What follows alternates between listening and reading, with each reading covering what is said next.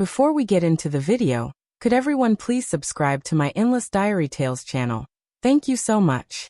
When I opened my eyes, I stared blankly at the Chinese zodiac calendar hanging on the wall. March 1997. There was still 1 week left until my wedding with Ethan Hayes. Stunned, I jumped out of bed and rushed to the mirror. Looking at my youthful face in a daze, I saw the delicate skin on my hands, untouched by years of household chores. My hand trembled as I pressed it over my chest. Overcome with emotion, I burst into tears. I hadn't yet stepped into the prison of marriage. There was still time. Everything could still be changed. Before I could fully process what was happening, noise came from the courtyard. It was Ethan Hayes.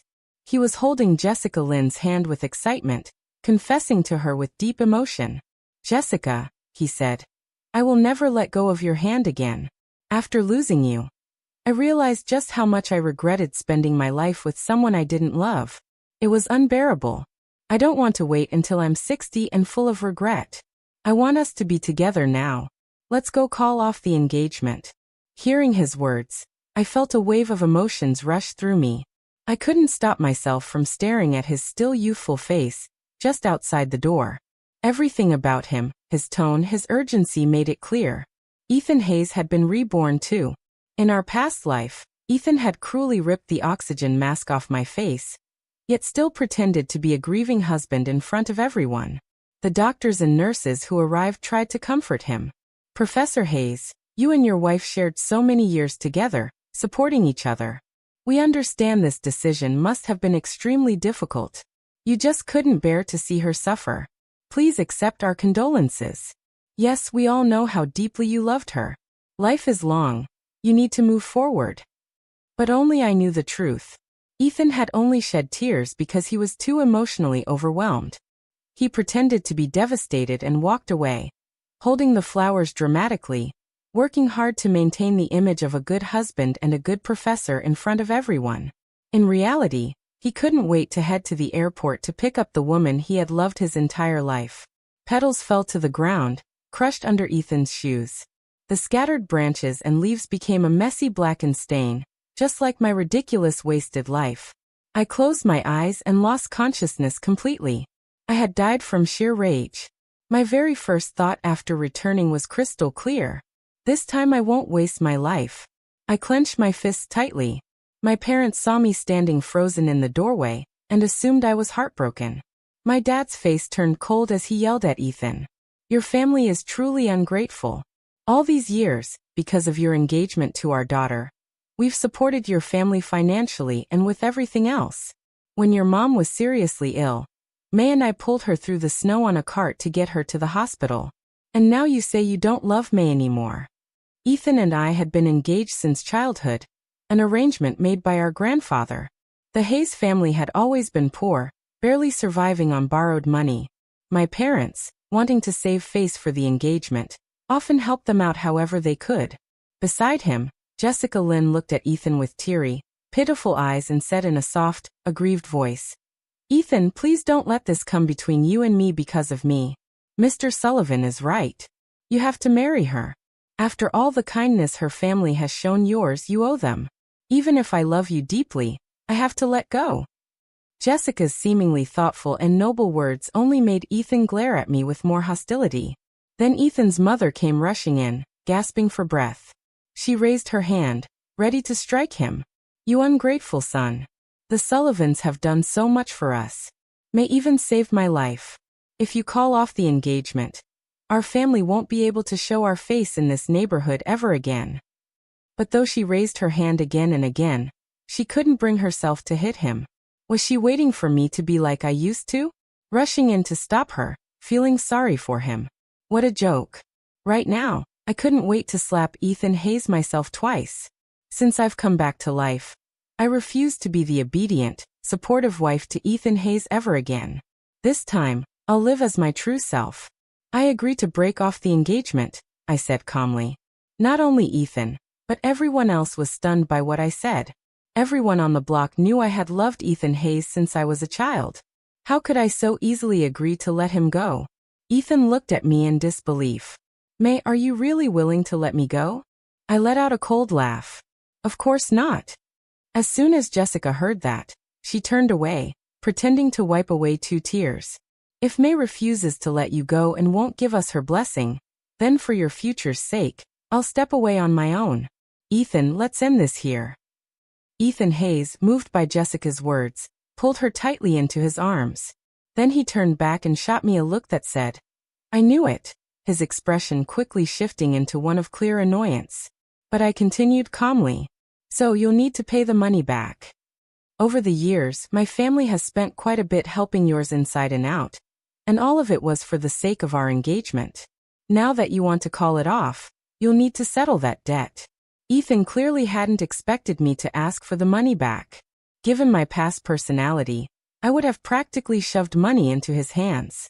So, instinctively, he thought I was using this as some desperate ploy to make him stay. He looked disgusted, about to agree, but then it hit him. This was 1997. He wasn't some respected professor yet. His pockets were completely empty. "I know you don't have the money," I said, pulling out a pen and paper I'd already prepared. "Just write an IOU. Interest at 2%, $10 a month to be paid back steadily over 3 years. Ethan's mother, long used to taking advantage of my family, was visibly shaken by my cold, decisive tone. She tugged at Ethan's sleeve and muttered, "Son, if you give back that much money all at once, how are we going to live? Listen to your mother. Say something nice to May.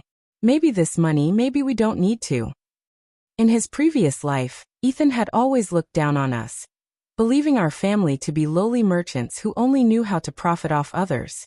But we had done so much for him, forcing his arrogant self to lower his head again and again. Now that life had given him a second chance, he was full of resentment.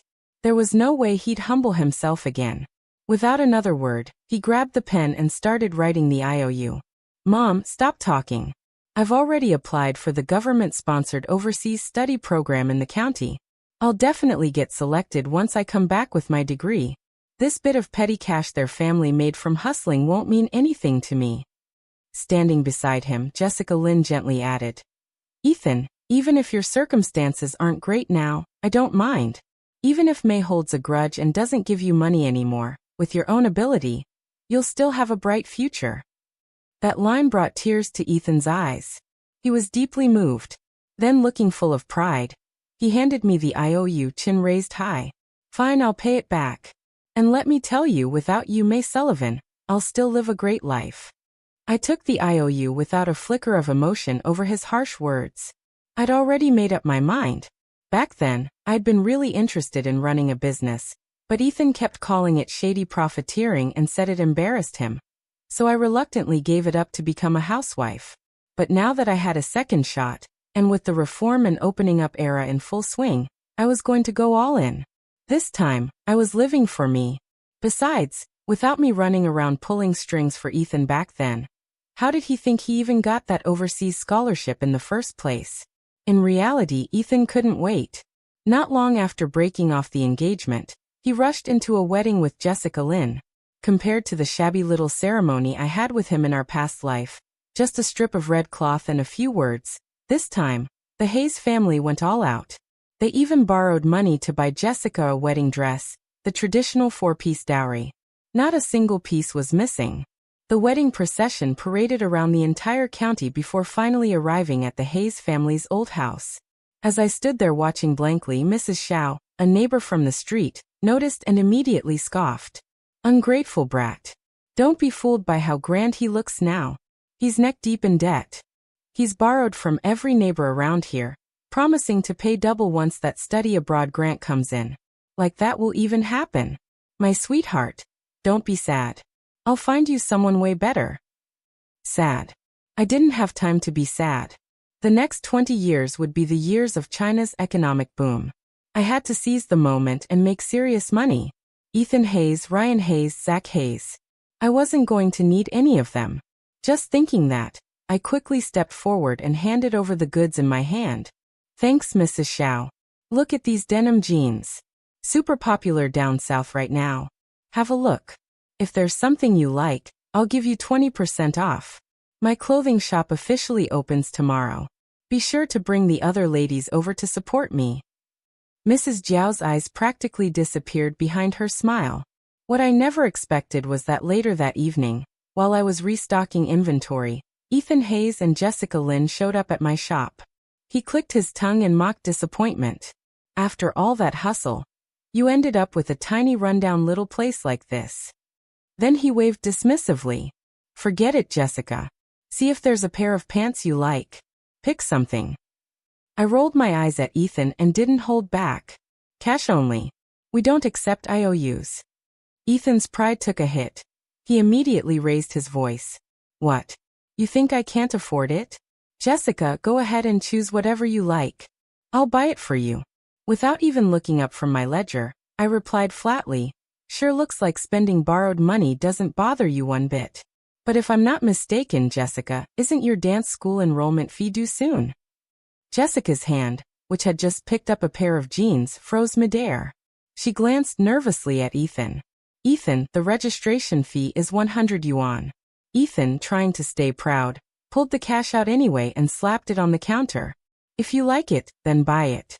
And May, don't think just because you've got a little money now that I will ever bow to you. Jessica isn't like you, reeking of cheap commerce. I wasn't angry at all. In fact, I smiled cheerfully as I rang up the sale, gave them their change, and neatly packed the jeans into a bag. After all, who has a problem with money? Oh right. Ethan Hayes does. As they were leaving, Ethan arrogantly tapped his fingers on my counter. Don't forget to attend the county meeting tomorrow. They'll be announcing the official list for the government-funded overseas study program. There's also going to be a big financial grant issued. Once that comes through, I'll be able to pay off everything I owe you in one go. Keep your eyes open and see for yourself how great I'm doing without you. Sure, without me, he still became a professor. I didn't show a trace of emotion. I just looked at him with a cool expression and said nothing. The next day, Ethan showed up in his most expensive Zhongshan suit, radiating pride. Even provincial officials from the capital city were attending the event today. He couldn't wait to show off. In recent days, the gossip from the neighbors about him canceling the engagement and borrowing money had left Ethan stewing with shame. He'd been enduring it all just to bask in today's glory. His mother had been going around bragging about her son studying abroad for the past half-month. She'd invited half the street to the event, already carrying candy in her pockets to hand out when the announcement came. The neighbors were full of praise, their compliments flowing non-stop.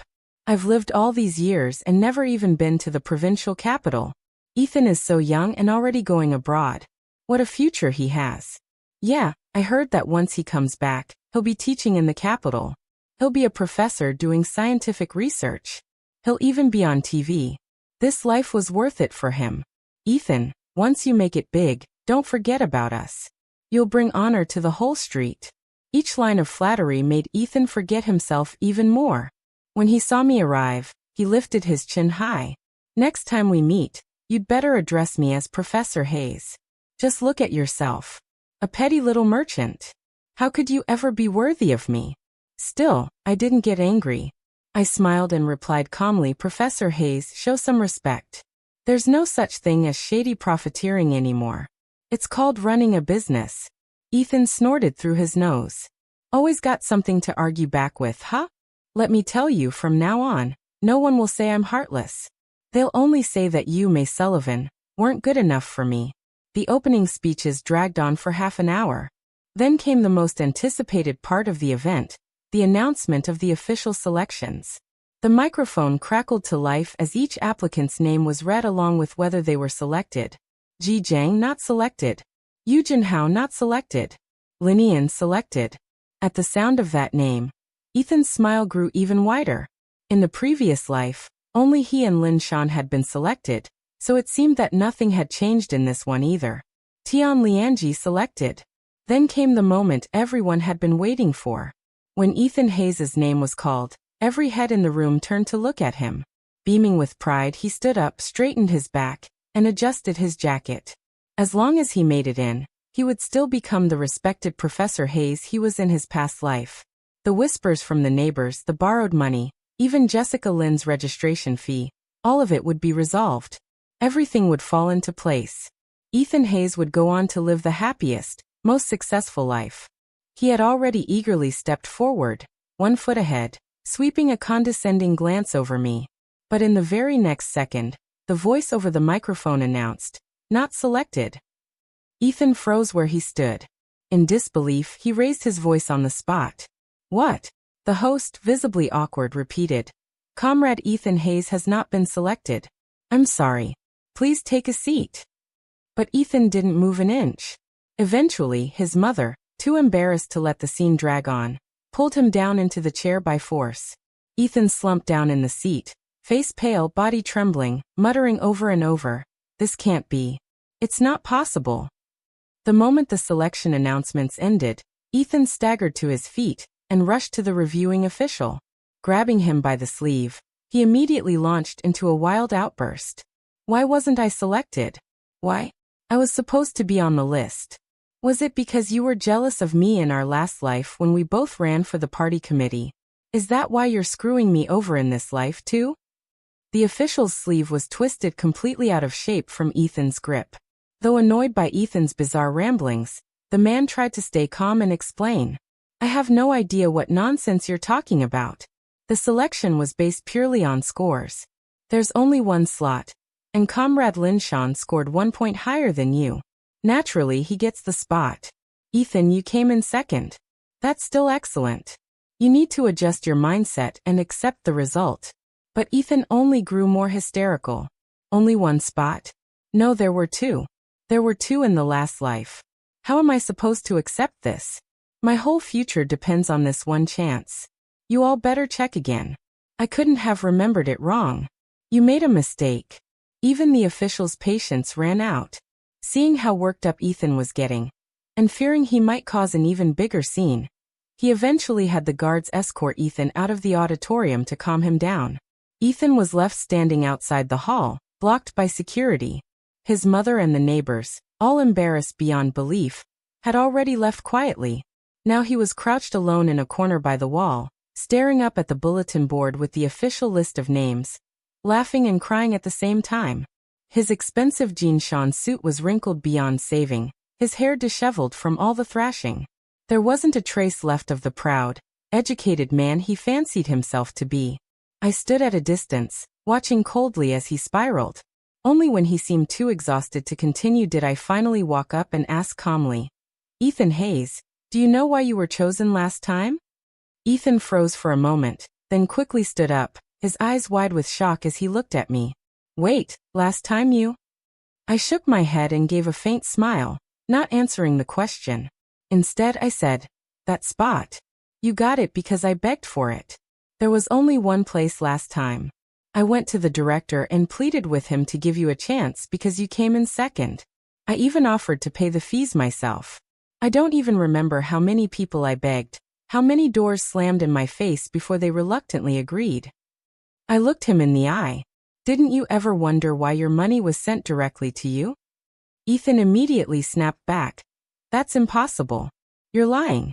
I got selected on my own merits. It was you meddling in everything that made people say I had connections." I looked at him steadily, my voice calm. The first month's scholarship stipend was 800 yuan. That was all my savings over the years. The second month, 815 yuan. You didn't want me doing business, so I pulled coal for people, picked up scrap cardboard, saved every penny from my food just to make that money. The third month. "Stop it," Ethan shouted, stepping back like he was seeing a ghost. "Shut up. Just stop. None of this makes sense. You're lying. You're a liar." But the more he yelled, the more his voice shook. The quieter he became. Deep down, Ethan knew the truth. During that time abroad, he never wrote me a single letter. There was no way I could know these details unless it had really happened. The only explanation was that I was telling the truth. "You've always had too much pride," I said quietly. "That's why I never told you. I just wanted to save your face. But what did I get in return? When you came back from studying abroad, you looked at me, your so-called wife from hard times, and saw nothing but flaws. My eyes, my nose, nothing about me pleased you. You looked down on my plain clothes, scorned me for being uneducated. You wouldn't even let someone like me step foot into your precious study. And in the end, when I was desperately clinging to life, You were the one who sent me to my death with your own hands. My chest heaved violently. The injustice, the bitterness of that past life surged up and filled my chest so tight I couldn't breathe. The only way it could escape was through the tears running uncontrollably down the corners of my eyes. So Ethan Hayes, I said, voice calm but cutting. All of this you brought on yourself. You deserve everything that's happened. Then I turned and walked away, not sparing him even a glance. I'd only taken 2 steps when his arrogant voice echoed behind me. You think this will make me bow down to you in this life? Don't kid yourself. Even without you, even if I never become a professor, I'll still live a successful, happy life. Jessica Lynn is beautiful and gentle. She dances. She finished high school. She's 1,000 times better than you in every way. Just wait and see. You still won't be worthy of me in this lifetime. Fine, I'll wait, I said to myself. Later that week, Mrs. Xiao came to visit my store. May, she said cheerfully, there's a young man who works in government PR. One of the women at the Women's Federation says he's decent, honest, upright. If you're free this weekend, maybe meet him. I shook my head with a smile and tucked a pair of socks into her shopping bag. Mrs. Xiao, my video and audio shop just opened this morning. My mind's really not on that stuff right now. But thank you for always caring about me and supporting my business. These socks just came in from Guanghao. Try them out. Let me know if they're comfortable. Mrs. Xiao huffed and tapped me on the forehead, pretending to scold me. But honestly, maybe it's a good thing you never married that Ethan Hayes. Your life is going better than ever now. Bet you didn't know he's flat broke these days. She leaned in close, lowering her voice. He gathered all those people to watch him get announced at the county event, and in the end, he didn't even get selected. What a disgrace. And you know, he borrowed all that money claiming he was guaranteed to go abroad. Now he's been assigned to an elementary school as a teacher. Sure, he makes 50 yuan a month, but with all the debt he's racked up, who knows when he'll pay it off. Someone tried to help him find a side job, and he had the nerve to say they insulted him. He acts like he's too good for everything, even though his family can barely put food on the table. See, that's why you can't talk trash behind people's backs. Karma comes fast. Mrs. Xiao was mid-rant when Ethan Hayes appeared again, head lowered, walking straight into my store. Without a word, he knocked on the counter. May Sullivan, come out here. What? I said flatly. You call me, and I'm supposed to just come running? Guess you're still used to ordering me around like I was your free maid in the last life. I didn't even look at him. My shop was busy, and I didn't have time to waste. If you have something to say it here. He clearly hadn't expected me to shut him down so directly. For a moment, he was at a loss. Then, awkwardly, he reached into his bag and pulled out a plastic sack, the same jeans he had bought for Jessica Lynn. Return these for me. I glanced at them. Can't. The tags were cut, and they've been washed. That's not fair, Ethan protested. She only wore them once or twice. Why won't you take them back? Don't take out your bitterness on me just because you couldn't have me. Before I could even respond, Mrs. Xiao stepped in front of the counter like a shield and jabbed a finger at Ethan's nose. Have you no shame, Ethan Hayes? Who tries to return clothes that have already been worn and washed? You think May is an easy target trying to get your money back this way? Bitterness, huh? You've got some nerve. May's running 2 stores now. She's about to hit 10,000 yuan in savings. Do you know how many people would line up to date her?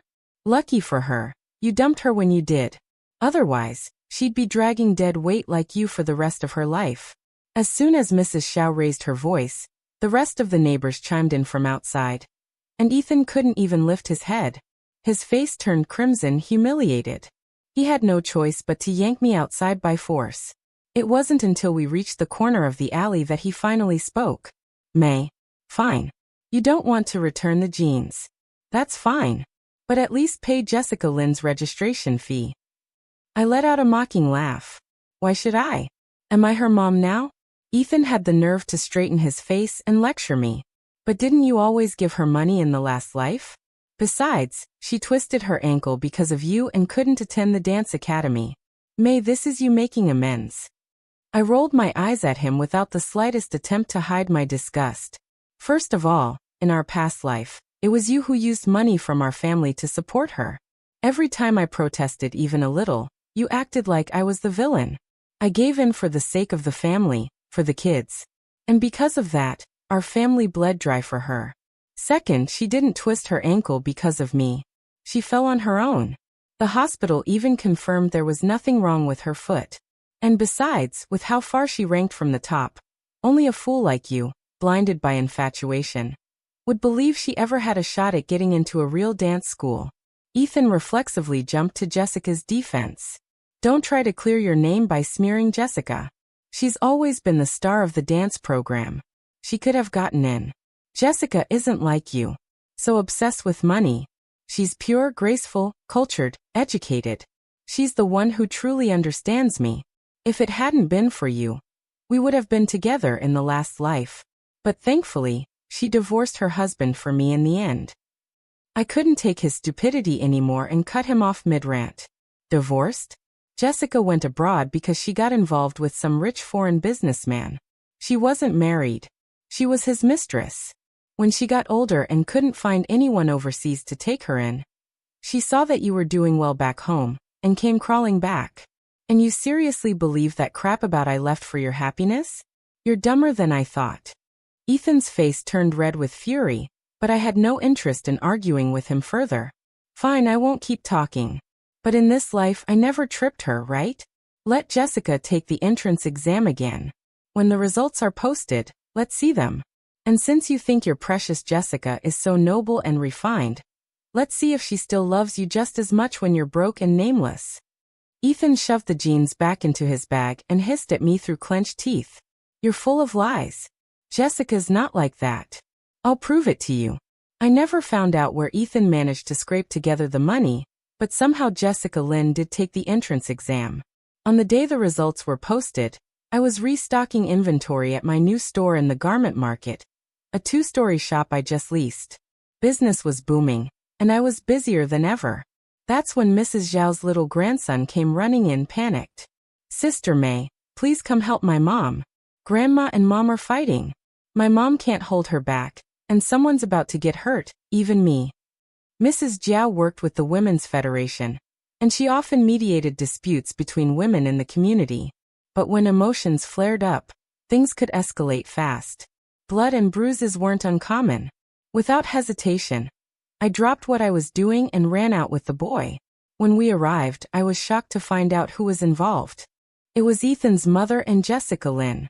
Ethan's mom was being held back tightly by Mrs. Zhao, but still kept struggling to break free. She pointed at Jessica and shouted, "You little fox. You've drained this family dry shopping every day. Who the hell are you putting all that makeup on for? You don't earn a dime. Don't lift a finger around the house and sit there like a queen. How did my son end up marrying a disaster like you?" Jessica, equally enraged, shouted back, "That's because your son wanted to marry me. And I'm a dancer. A dancer's hands aren't meant for laundry or housework." Ethan's mother grew even more furious and lunged forward, grabbing Jessica's hair and yanking it hard. "He even mortgaged the house to pay for your entrance fee. And now you're telling me you didn't get in. How could you do this to my son? How could you do this to our family? If I hadn't caught you doing laundry by the river, kissing that foreign man in the woods, God knows how long my son would have been wearing that green hat." Jessica screamed in rage, her pride stabbed to the core. She launched herself back at Ethan's mom, clawing at her face with sharp nails. The two of them were locked in a full-on brawl, yelling, scratching, hair flying. It was chaos. Ugly, raw, and absolutely impossible to break apart. Ethan's friend came running, shouting, "Get help! Ethan Hayes is back." With the police stepping in, the chaos finally quieted down just enough for people to start speaking clearly. Ethan looked around at the crowd packed in layers, watching the drama unfold with eager eyes. His face burned with humiliation and anger. "Let me tell you, I'm leaving the country in a few days with my man. He's rich and owns a factory in the US. We need to get this divorce finalized. I don't want to have anything to do with a loser like you ever again." Without another word, she shoved Ethan aside and walked off down the street without looking back. That was when Ethan's mother shouted, pointing after Jessica, "She cheated on my son and buried us in debt. And now she dares to walk away." She grew more and more agitated as she yelled until her breath caught in her chest. She began gasping, wheezing, her body going limp. An asthma attack. May, thank you. If it weren't for you. But I raised my hand and cut Ethan off. If it had been anyone else, I still would have helped. Take care of your mother. I have work to do. I turned to leave, but Ethan's mother grabbed my hand tightly. May, it's all Jessica's fault. If she hadn't seduced Ethan back then, the two of you would have been married by now. They say true love is proven through hardship.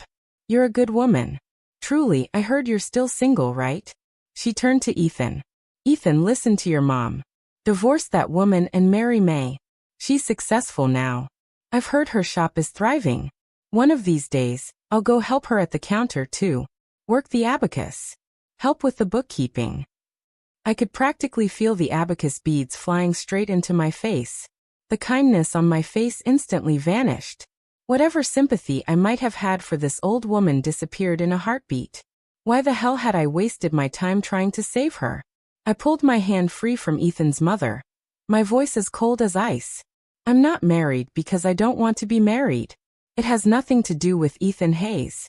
As for me and him in this lifetime, there's no chance in hell I'd marry him, so give it up. I gave a small smile, deliberately twisting the knife for both Ethan and his mother. Because I, May Sullivan, don't marry divorced men. The way Ethan and his mom both stood there, faces pale, stunned, speechless, filled me with an indescribable sense of satisfaction. I tilted my chin slightly, smiled with scorn, and turned to walk away. But apparently my rejection still wasn't enough to kill Ethan's delusion. The next day, he showed up at the entrance of my video store holding a thermos of chicken soup.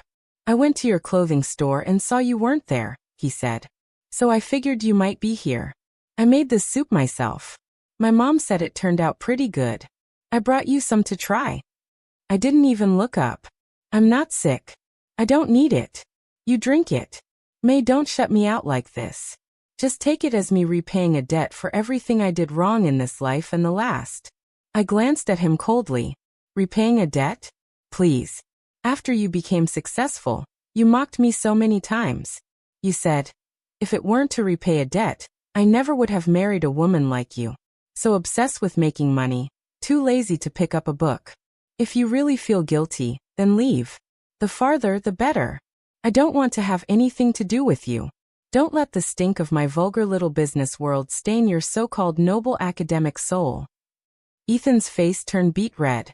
He stood there silently for who knows how long. When I finally looked up again, he was gone. Piggy, I told my assistant. Next time he comes by, don't even let him in. In the days that followed, Ethan kept showing up at my shop, trying to hang around, making himself visible. But thankfully, I'd already instructed my staff to keep him out firmly. Still, a week later, he managed to catch me behind the warehouse entrance. As soon as he saw me, he rushed forward, unable to hold back. May, I'm sorry. I know I should have said that to you a long time ago. My pride's always been strong. You've seen me at my worst, my most pathetic, and I guess I kept putting you down just to avoid facing how weak and ugly I felt inside. But now, I finally realize how wrong I was. You were the one who truly cared about me. All those years managing the household, raising the kids, you gave everything. I just realized it too late. But this time around, I promise I'll treat you like gold. I'll be good to you. I swear. His apology should have made me feel something. Maybe in another life it would have. But all I felt was regret. Regret that I ever loved a man like him. Regret that I wasted an entire lifetime. Looking at Ethan's still handsome face, all I felt now was calm detachment. I heard you, I said. But I don't accept your apology. I can't forgive the version of me who used to cry under the covers, begging for your affection. In this life, I have money, I have looks, and I still have time. But in the last life, I was bedridden for years. Did you ever once look in on me? 50 years of coldness, indifference, and in the end, cheating inside our marriage. I took a deep breath and continued slowly. You say it's pride, but it's not. You're insecure, a coward. You only felt good about yourself by tearing me down. You used to say, without me, could you even live a good life? But you, Ethan Hayes, without me, you're just trash. I pulled a flyer from my pocket and shoved it into his hand.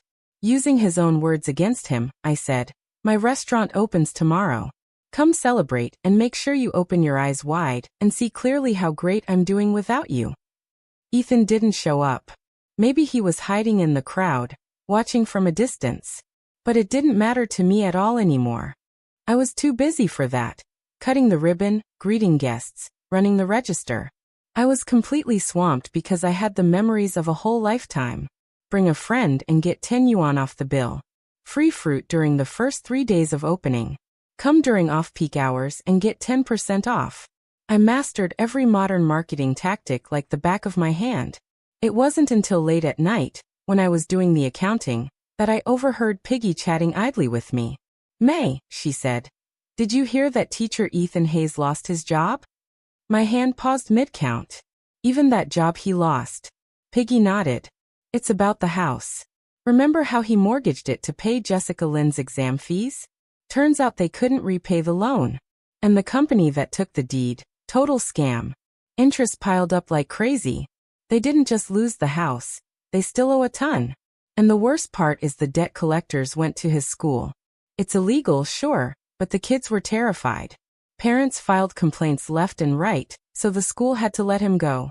Now everyone avoids their family like the plague. The people who lent them money are furious, calling him names and chasing him for repayment every day. They've already pawned off all their household appliances to cover debts. I even heard his mom had another asthma attack, but they don't have money for treatment."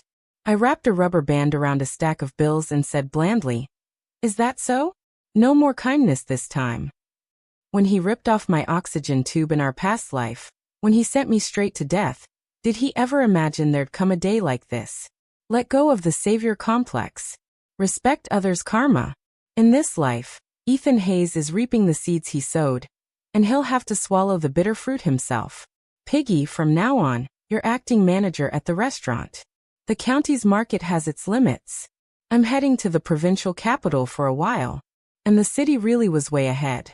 The economy was taking off fast. The clothing stores and video shops I opened back in the county are not exactly hot sellers anymore.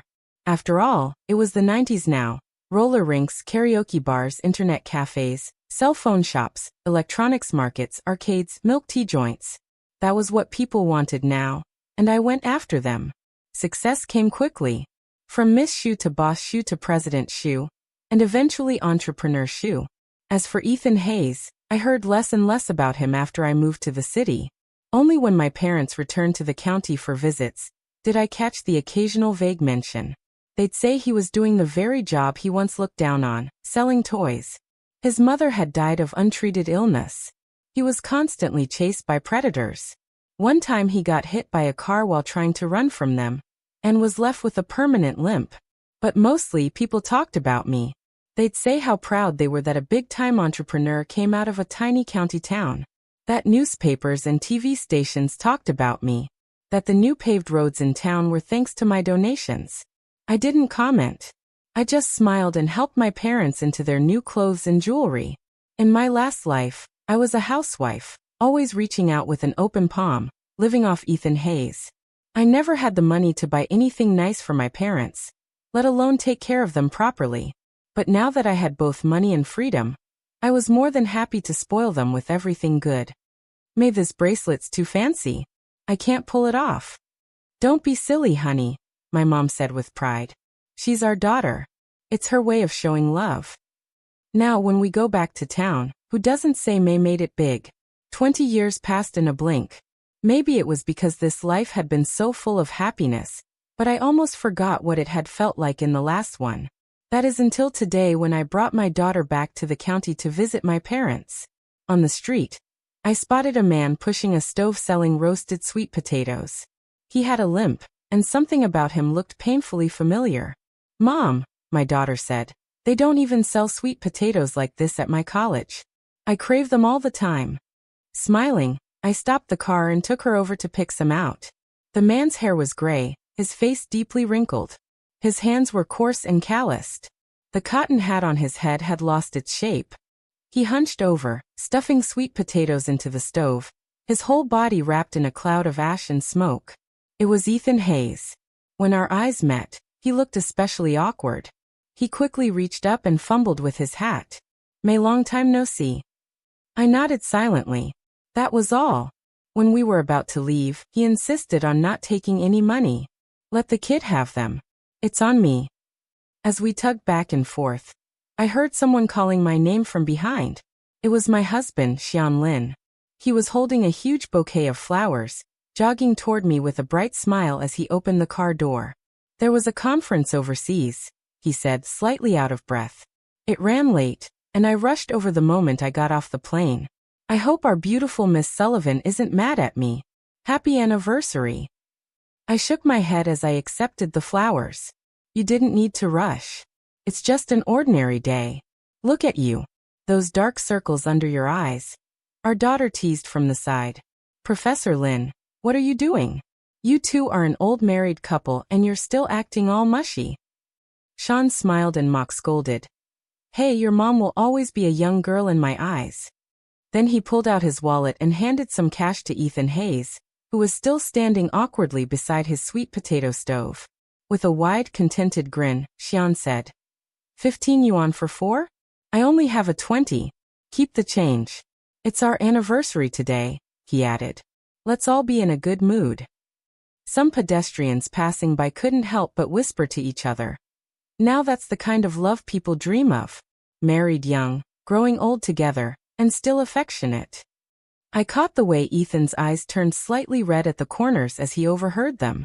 The three of us turned and walked away together. May I take the sweet potatoes for now?